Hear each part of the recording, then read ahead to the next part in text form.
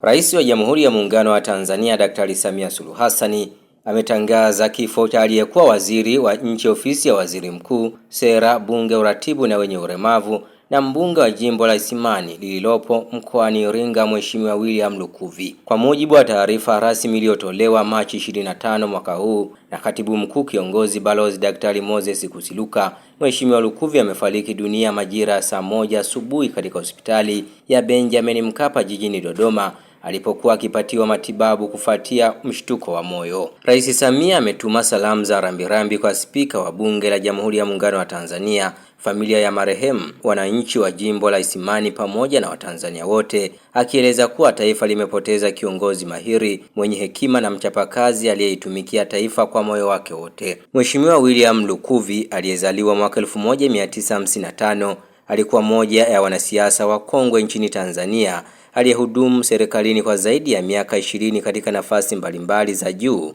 ikiwemo waziri katika wizara kadhaa. Lukuvi alichaguliwa kuwa mbunge wa jimbo la Isimani lililopo mkoani Iringa kwa vipindi mfululizo kwa zaidi ya miaka 20, jambo linalodhihirisha imani kubwa aliyokuwa nayo kwa wananchi wake, akijulikana kwa uchapakazi, msimamo thabiti na uzalendo wa dhati kwa taifa lake.